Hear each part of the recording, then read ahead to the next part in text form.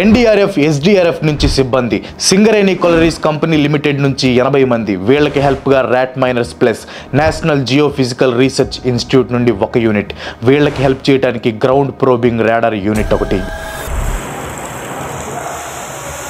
వీళ్ళంతా దాదాపు 10 రోజుల పాటు రాత్రి పగలు కష్టపడుతుంది 8 మంది ప్రాణాల కోసం. కానీ ఆ 8 మంది విగత జీవులు అయిపోయారని ఈ ఇన్సిడెంట్ జరిగిన రోజే అందరికీ తెలుసు. కానీ ఒక చిన్న ఆశ, ఎక్కడో ఒక చోట తీవ్ర గాయాలతో 8 మందిలో కనీసం ఎవరో ఒకరైనా బ్రతికి వస్తారు అనే ఆశతో మొదలుపెట్టిన రెస్క్యూ ఆపరేషన్స్ చివరికి ఆ 8 మంది శవాలని వెతికి బయటికి తీసే ఆపరేషన్గా మారిపోయింది.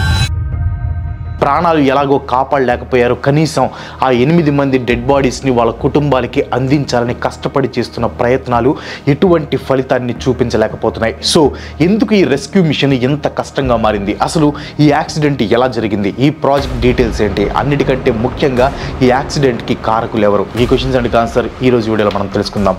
ఆపరేషన్ ఫైనల్ స్టేజ్కు చేరుకుంది అని చెప్తున్నారు.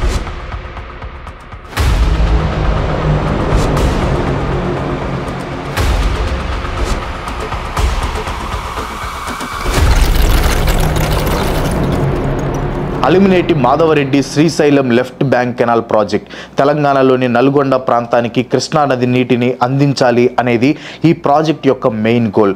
1980లో అప్పటి ముఖ్యమంత్రి టి అంజయ్య గారు ఈ ప్రాజెక్ట్కి శంకుస్థాపన చేశారు, కానీ పనులు మాత్రం మొదలు పెట్టలేదు. 2005లో అప్పటి ఉమ్మడి ఆంధ్రప్రదేశ్ ముఖ్యమంత్రి అయిన వైఎస్ రాజశేఖర రెడ్డి గారు తను చేస్తున్న జలయజ్ఞంలో భాగంగా ఎస్ఎల్బిసి ప్రాజెక్ట్కి మళ్ళీ శంకుస్థాపన చేసి 2007లో కన్స్ట్రక్షన్ పనులు మొదలుపెట్టారు.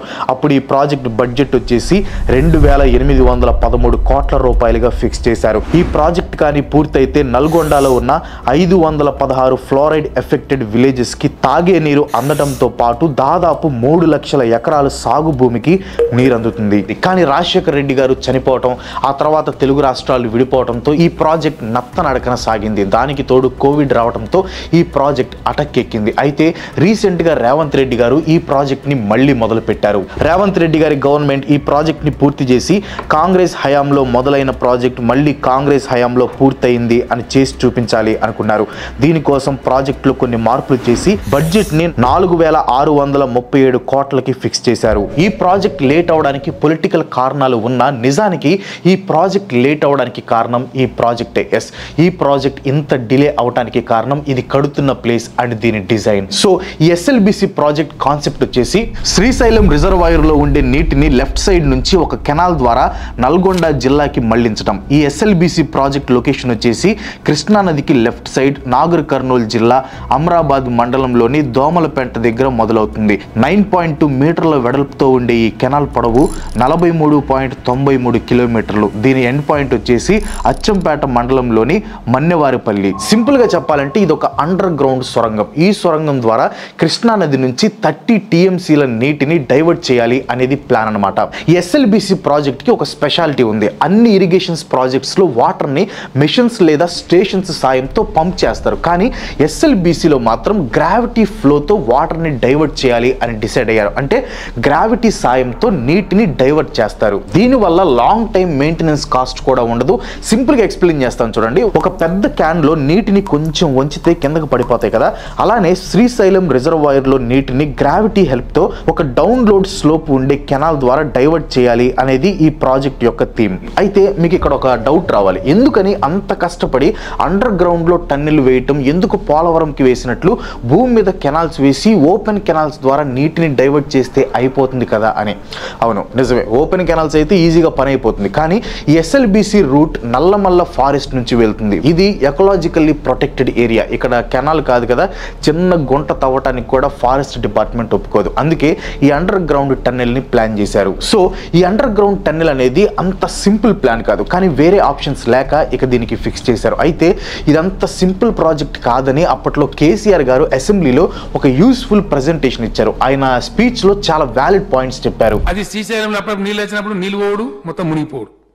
అధ్యక్ష దీని తవ్వే పద్ధతి ఏంటంటే టైగర్ వ్యాలీ కదా అధ్యక్ష, అన్నాడు మానవ సంచారం పోవద్దు, షాఫ్ట్ పెట్టుకొని కనీసం గాలి వచ్చినట్టు చేసుకుందాం, టన్నెల్లోకి వెళ్తురు వచ్చేటట్టు చేసుకుందామంటే కూడా వీలు లేకుండా పెట్టిండ్రు. వాటిల్లో ఒకటి సొరంగం తవ్వే టైంలో లోపల వాళ్ళకి ఆక్సిజన్ కూడా లభించదని. దీనికి కారణం ఇందాక చెప్పా కదా, నల్లమల ఫారెస్ట్ లో చిన్న గుంట కూడా తవ్వనివ్వరు. సో ఆక్సిజన్ అనేది సొరంగం తవ్వే దగ్గర నుంచే పంపించాలి. ప్లస్ ఇది తవ్వుతుంది డెన్స్ ఫారెస్ట్ కింద.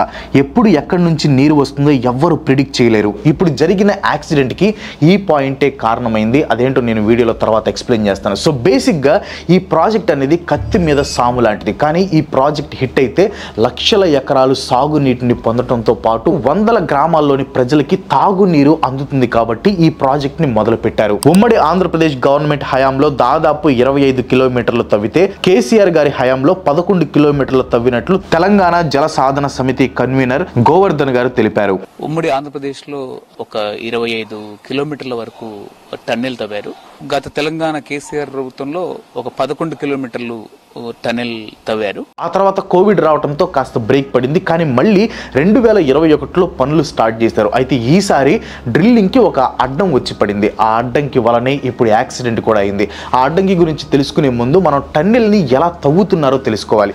ముందుగా ఎస్ఎల్బిసి ప్రాజెక్ట్ లో ఒకటి కాదు 2 టన్నెల్స్ ఉన్నాయి. మొదటి టన్నెల్ శ్రీశైలం డ్యామ్ నుండి నల్గొండలోని దిండి వరకు ఉంటుంది. దీని పొడవు వచ్చేసి 43.9 కిలోమీటర్లు. అక్కడ నుంచి రెండో టన్నెల్ కనెక్ట్ అయి ఉంటుంది. ఇది దిండి నుంచి పెద్దవాగు వరకు ఉంటుంది. దీని పొడవు వచ్చేసి 7.1 కిలోమీటర్స్. ఈ 7.1 కిలోమీటర్స్ టన్నెల్ సక్సెస్ఫుల్ గా కంప్లీట్ అయిపోయింది. కానీ ప్రాబ్లం అంతా ఈ 43.9 కిలోమీటర్స్ టన్నెల్ తోనే. 43.9 కిలోమీటర్ల అండర్ గ్రౌండ్ టన్నెల్, అది కూడా దాదాపు 10 మీటర్ల వెడల్పు. ఇండియాలోనే ఇది largest irrigation project and world లో 3rd longest water supply tunnel. So ఈ టన్నెల్ ఎలా ఉంటుంది, ఎక్కడ వరకు కన్స్ట్రక్షన్ అయింది, ఎలా కన్స్ట్రక్షన్ జరిగిందో సింపుల్ గా చెప్తాను చూడండి. దీని పొడవు 43.93 కిలోమీటర్లు. నార్మల్ గా టన్నెల్ ని ఒకవైపు నుంచి డ్రిల్ చేస్తారు. కానీ ఇది ఇంత పెద్ద టన్నెల్ కాబట్టి 2 వైపుల నుంచి డ్రిల్ చేశారు. అంటే శ్రీశైలం డ్యామ్ ఇన్లెట్ దగ్గర నుంచి డ్రిల్ చేస్తుంటే అవుట్లెట్ అంటే మన్నవారిపల్లి దగ్గర నుండి కూడా డ్రిల్ చేసుకుంటూ వస్తారు. నేను స్క్రీన్ మీద చూపిస్తాను చూడండి. ఈ సిలిండ్రికల్ ట్యూబ్ టన్నెల్ అనుకుందాం. అండ్ దీని లెంగ్త్ వచ్చేసి 43.9 కిలోమీటర్స్. ఇటు ఇన్లెట్ అండ్ అటు అవుట్లెట్. సో 2 వైపుల నుంచి డ్రిల్లింగ్ చేసుకుంటూ వస్తారు. అండ్ ఇది నార్మల్ డ్రిల్లింగ్ కాదు, అండర్ గ్రౌండ్ లో డ్రిల్లింగ్. పెద్ద పెద్ద కొండలు డ్రిల్ చేయాలి కాబట్టి డ్రిల్లింగ్ కోసం TBM ని వాడతారు. TBM అంటే టన్నెల్ బోరింగ్ మెషిన్. ఈ SLBCలో ఈ TBM ది చాలా కీ రోల్. సింపుల్ గా చెప్పాలంటే ఇది రొటేటింగ్ డ్రిల్లింగ్ మిషన్. రొటేట్ అవుతూ భూమిని డ్రిల్ చేస్తూ ముందుకు పోతూ ఉంటుంది. SLBC project Jayaprakash associate limited group కి దక్కింది. ఈ JP గ్రూప్ వాళ్ళు టన్నెల్ తవ్వే బాధ్యతని అమెరికాకి చెందిన రాబిన్స్ కంపెనీకి అప్పగించింది. ఈ రాబిన్స్ కంపెనీ వాళ్ళే ఈ డబుల్ షీల్డ్ TBMs ని తయారు చేసి పంపించారు. జస్ట్ TBMసే కాదు, టన్నెల్లో యూజ్ చేసే కన్వేయర్ బెల్ట్, బ్యాకప్ సిస్టమ్ తో పాటు స్పేర్ పార్ట్స్ అన్ని కూడా రాబిన్స్ కంపెనీయే ప్రొవైడ్ చేస్తుంది. ప్రెజెంట్ యూజ్ చేస్తున్న TBM లెంగ్త్ వచ్చేసి 400 మీటర్స్. దీనికి హెడ్ లో అంటే స్టార్టింగ్ లో కటర్ హెడ్ ఉంటుంది. ఇదే మెయిన్ పార్ట్. ఇది రౌండ్ గా తిరుగుతూ భూమిని డ్రిల్ చేస్తుంది.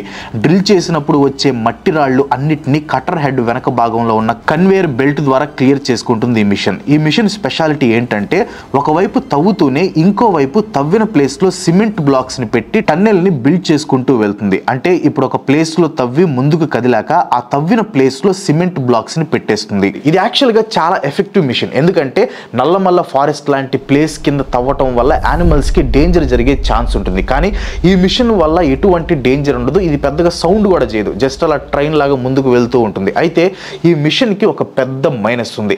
ఎంత గట్టి రాళ్ళనైనా కొండలనైనా తవ్వే ఈ మిషన్ షీర్ జోన్ వస్తే మాత్రం ఇది డ్రిల్ చేయలేదు.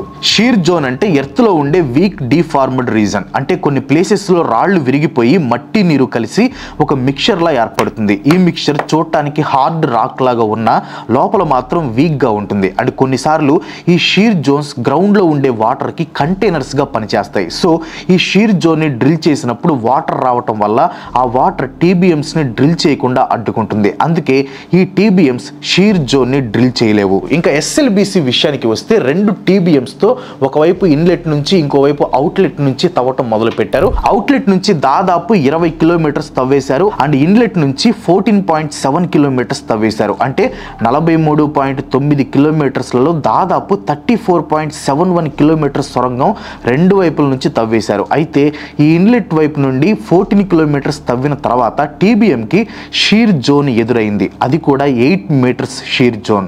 ఇందాక చెప్పే కదా అడ్డంకి అని. ఆ అడ్డంకి ఈ 8 మీటర్స్ల షీర్ షీర్ జోనే. ఇంత పెద్ద షీర్ జోన్ ఎలా క్లియర్ చేయాలో అర్థం కాక పనులు హార్ట్లో పడ్డాయి. ఇక్కడ ఏమైందంటే షీర్ జోన్ నుండి సీపేజ్ రావటం కూడా మొదలైంది. సీపేజ్ అంటే వాటర్ లీకేజ్ అనమాట. ఈ లీకేజ్ ఏ రేంజ్ లో ఉందంటే 7,000 నుంచి 8,000 లీటర్స్ పర్ మినిట్ లీకేజ్ వచ్చింది. దీన్ని ఇలాగే వదిలేస్తే టీబీఎం మిషన్ పూర్తిగా మునిగిపోయేది. సో వీళ్ళు ముందుగా ఆ సీపేజ్ కంట్రోల్ చేస్తూ డీవాటరింగ్ చేస్తూ వచ్చారు. ఇక్కడ పాయింట్ ఏంటంటే సీపేజ్ అనేది ఆపకుండా డ్రిల్ చేయడం కుదరదు. సో కొంతమంది ఇంటర్నేషనల్ ఎక్స్పర్ట్స్ ని తీసుకొని వచ్చి వాళ్ళ సజెషన్ తో సీపేజ్ ని కంట్రోల్ చేస్తూ 8,000 లీటర్స్ పర్ మినిట్ గా ఉన్న దాన్ని ఆల్మోస్ట్ 3,500 లీటర్స్ పర్ మినిట్ దాకా తీసుకొని వచ్చారు. అయితే కొన్ని ఫైనాన్షియల్ ఇంకా పొలిటికల్ రీజన్స్ వల్ల టన్నెల్ తవ్వటం ఆపేశారు. ఫైనల్ గా రేవంత్ రెడ్డి గారి కాంగ్రెస్ గవర్నమెంట్ చొరవతో మళ్ళీ టన్నెల్ ని తవ్వటం మొదలు పెట్టారు. ఫిబ్రవరి 15, 2025 స్టార్ట్ అయిన డ్రిల్లింగ్ ఒక వారం పాటు బాగానే సాగింది. ఇన్ఫాక్ట్ అడ్డం వచ్చిన 8 మీటర్ల షీర్ జోన్ ని నీట్ గా డ్రిల్ చేసి దానికి సిమెంట్ బ్లాక్స్ లైనింగ్ చేసి షీర్ జోన్ నుంచి ఆల్మోస్ట్ 18 మీటర్లు ముందుకు డ్రిల్ చేసుకుంటూ వెళ్ళిపోయారు. అయితే రోజులానే ఫిబ్రవరి 22 మార్నింగ్ కూడా ఇలాగే డ్రిల్లింగ్ పనుల కోసం ఒక 50 మంది వర్కర్లు లోపలికి వెళ్ళి డ్రిల్లింగ్ చేయడం మొదలు పెట్టారు. ఈ లోపల పనులు ఎలా జరుగుతాయంటే టీబీఎం కట్టర్ హెడ్ దగ్గర కొంతమంది ఉంటారు, దాని వెనక భాగంలో కొంతమంది ఉంటారు, ఇంకొంతమంది మధ్యలో ఉంటారు. సో ఆ రోజు కూడా ఇలా స్ప్రెడ్ అయ్యి డ్రిల్లింగ్ చేస్తున్నారు. అయితే ఉన్నట్టుండి సడన్ గా ఇంతకు ముందు 8 మీటర్స్ షీర్ జోన్ లో కొంత భాగం అంటే ఒక 3 మీటర్స్ భాగం కూలిపోయి పడిపోయింది. అంటే సిమెంట్ బ్లాక్స్ తో లైనింగ్ చేసినా కానీ సీపేజ్ వలన లేదా ఇంకా ఏ కారణం చేతనో ఆ 3 మీటర్స్ షీర్ జోన్ భాగం కూలిపోయి టీఎంబీ మీద పడిపోయింది. ఇది కూలుతున్న టైంలో టీఎంబీ వెనక భాగంలో ఉన్న వాళ్ళు గమనించి వెంటనే రియాక్ట్ అయ్యి బయటకు వచ్చేసారు. ఇందాక టీబీఎం ఒక 400 మీటర్ల పొడవు ఉంటుంది, అందరూ స్ప్రెడ్ అయి ఉంటారని చెప్పా కదా. సో అలా స్ప్రెడ్ అయిన వాళ్ళలో 8 మంది టీబీఎం కట్టర్ హెడ్ దగ్గర ఉండిపోయారు. ఆ 8 మంది ఎలా ఇరుక్కుపోయారో ఎక్స్ప్లెయిన్ చేస్తాను చూడండి. అవుట్లెట్ నుంచి ఒక టీబీఎం 20 కిలోమీటర్స్ డ్రిల్ చేస్తుంది. ఇన్లెట్ నుంచి ఇంకో టీబీఎం 14 కిలోమీటర్స్ డ్రిల్ చేస్తుంది. ఇంకా మధ్యలో 9 కిలోమీటర్స్ డ్రిల్ చేయాలి. అంటే 9 కిలోమీటర్స్ ఆఫ్ హార్డ్ రాక్. ఈ 9 కిలోమీటర్స్ రాక్ ఇన్లెట్ వైపు నుంచి డ్రిల్ చేస్తున్న టీబీఎం కట్టర్ హెడ్ దగ్గర 8 మంది ఉన్నారు. అంటే 9 కిలోమీటర్స్ హార్డ్ రాక్ కి టీబీఎం హెడ్ కి మధ్యలో 8 మంది ఇరుక్కుపోయారు. ఇక్కడ కూలింది జస్ట్ 3 మీటర్సే అనుకుంటారేమో, కానీ ఆ కూలిన దానికి టీబీఎం మిషన్ లో కొంత భాగం 100 మీటర్స్ వెనక్కి జరిగిందంట. అంటే ఎంత పవర్ఫుల్ ఇంపాక్ట్ జరిగిందో మీరే ఇమాజిన్ చేసుకోండి. ఇంకా ఇలా కూలిన వెంటనే నీరు ఊరటం మొదలైంది. ఈ నీరు బురద అటు మిషన్ ముందు వైపుకి ఇటు వెనక వైపుకి పాకి ఎటు వెళ్ళడానికి వీలు లేకుండా అయిపోయింది. ఇంపాక్ట్ జరిగిన కొద్దిసేపటికే రెస్క్యూవర్స్ ఆ 8 మందిని సేవ్ చేయడానికి ట్రై చేశారు. కానీ టీబీఎం పూర్తిగా డ్యామేజ్ అయిపోయి అడ్డం ఉండటం, నీరు రావటంతో ఎటు వెళ్ళటం కుదరలేదు. ఇటువైపు నుండి ఆ 8 మందిని పెద్దగా పిలవటం మొదలు పెట్టారు. కానీ వాళ్ళ నుంచి ఎటువంటి రెస్పాన్స్ లేదు. Army, navy, NDRF, SDRF, Hydraa, Singareni mines rescue, fire services, south central railway ఇలా ప్రతి ఒక్క ఏజెన్సీ కష్టపడుతుంది. డ్యామేజ్ అయిన కన్వేయర్ బెల్ట్ ని రిపేర్ చేసి రబ్బెల్స్ తొలగించారు. రెస్క్యూ మిషన్ కి బాగా ఇబ్బంది కలిగిస్తున్న ఊరుతున్న నీటిని, బురదని కంట్రోల్ చేస్తూ ముందుకు వెళ్లారు. ఇన్ఫాక్ట్ టీబీఎం కట్టర్ హెడ్ దగ్గరికి చేరుకొని తవ్వటం మొదలు పెట్టారు. కానీ ఆ 8 మందిలో ఎవరు కూడా కనిపించలేదు. నేను ఈ వీడియో చేస్తున్న టైంకి ఇన్సిడెంట్ జరిగి 12 రోజులు అవుతుంది. టెక్నికల్గా ఆ 8 మంది ఎలా ఉన్నారో ఎవరికి తెలియదు. కానీ గుండెల్ని పిండేసే నిజం ఏంటంటే ఆ 8 మందిలో ఎవరు కూడా బ్రతికే అవకాశం లేదు. ఎందుకంటే స్టార్టింగ్లో చెప్పా కదా, ఈ టన్నెల్లో గాలి కూడా ఉండదు, మాన్యువల్గా మనం పంపించాలి. ప్లస్ నీళ్లు, బురద. చెప్పడానికి నాకు కష్టంగా ఉన్నా ఇప్పుడు జరుగుతున్న రెస్క్యూ మిషన్ జస్ట్ ఆ 8 మంది డెడ్ బాడీస్ని బయటకు తీయటం కోసం మాత్రమే. ఆ 8 మంది కూడా జార్ఖండ్, ఉత్తరప్రదేశ్, పంజాబ్, జమ్మూ అండ్ కాశ్మీర్కి చెందిన వాళ్లే. ఒకవేళ వీళ్ళలో ఎవరైనా ఒకరు బ్రతికి ఉన్నా అది పెద్ద మిరాకిలే. ఆ మిరాకిల్ జరగాలని దేవుణ్ణి కోరుకుందాం. సో తప్పెవరిది? దీనిలో ఒకరి తప్పు ఉంది అని అనడానికి లేదు. ఈ ప్రాజెక్ట్ హ్యూజ్ రిస్క్, అది అందరికీ తెలుసు. ఒక అడవి కింద సొరంగం తవ్వటం అంటే ఎప్పుడు ఏం జరుగుతుందో ఏ ఎక్స్పర్ట్ కూడా చెప్పలేడు. షీర్ జోన్ సీపేజ్ని ప్రిడిక్ట్ చేయడం చాలా అంటే చాలా కష్టం. అండ్ ఈ ప్రాజెక్ట్ పదే డిలే అవడం వల్ల టన్నెల్ అండర్ గ్రౌండ్ కండిషన్ మారుతూ వచ్చి ఉండొచ్చు. Max infra private limited CEO అయిన విక్రమ్ సింగ్ ఇండియా మొత్తంలో ఉన్న చాలా టన్నెలింగ్ ప్రాజెక్ట్స్ ఇంకా హైడ్రో ఎలక్ట్రిక్ ప్రాజెక్ట్స్ మీద వర్క్ చేశారు. ఈయన 2018లో తెలంగాణ గవర్నమెంట్ రిక్వెస్ట్ చేయడంతో SLBC ప్రాజెక్ట్ని ఇన్స్పెక్ట్ చేశారు. ఈయన ఇన్స్పెక్షన్ చేసి టన్నెల్ వాటర్ లీకేజ్ ఉందని, అది ఎప్పటికైనా డేంజరే అని అన్నారు. 8 మంది ప్రాణాలు బలి తీసుకున్న ఈ ప్రాజెక్ట్ ఫ్యూచర్ ఏంటి? అఫ్ కోర్స్ ఎవరు కూడా మనుషుల ప్రాణాలు బలి ఇవ్వాలని ఏ ప్రాజెక్ట్ని కూడా మొదలు పెట్టరు. అనుకోని కారణాల వల్ల ఇలాంటి ఇన్సిడెంట్స్ జరుగుతూ ఉంటాయి. ఇంకా ఈ ప్రాజెక్ట్ ఫ్యూచర్ ఏంటి అని అడిగే ముందు మీకు ఒక ఇంపార్టెంట్ డౌట్ రావాలి. అసలు షీర్ జోన్ ఉన్నప్పుడు ఇన్లెట్ నుంచి ఎందుకు? ఆల్రెడీ 20 కిలోమీటర్స్ తవ్విన అవుట్లెట్ నుంచే తవ్వితే అయిపోతుంది. కానీ నిజానికి అదే చేసేవాళ్ళు. కానీ అవుట్లెట్ వైపు టీబీఎంలో ప్రాబ్లం రావడంతో ఇటు నుంచి స్టార్ట్ చేశారనమాట. అండ్ టీబీఎం సింపుల్ మిషన్ కాదు, వీటిని రిపేర్ చేయటం అంత ఈజీ కూడా కాదు. ఇన్ఫ్యాక్ట్ ఒకసారి లోపలికి వెళ్ళిన టీబీఎంలు బయటకు రావు, ప్రాజెక్ట్ అయిపోయిన తర్వాత అక్కడే వాటిని తవ్వి వాటిని పాతి పెట్టేస్తారనమాట. సో ఇది ఈ ఇన్సిడెంట్ గురించి డీటెయిల్స్. టెక్నికల్ రీజన్స్ ని పట్టించుకోకుండా మిరాకిల్స్ జరగాలి అని కోరుకుందాం. ఆ 8 మంది గురించిన న్యూస్ త్వరలోనే వినాలి అని కోరుకుందాం. That's all today. ఈ వీడియో మీకు అనిపించింది కింద కామెంట్ లో పోస్ట్ చేయండి. వీడియో నచ్చితే లైక్ కొట్టి మీ ఫ్రెండ్స్ మీకు షేర్ చేయండి. ఇలాంటి వీడియోస్ మళ్ళీ నాకు సపోర్ట్ చేయాలనుకుంటే వెంటనే మన ఛానల్కి సబ్స్క్రైబ్ చేసుకోండి. ఇంకో మంచి ఎపిసోడ్తో మళ్ళీ కలుసుకుందాం. అందరికి సెలవు. Bye bye.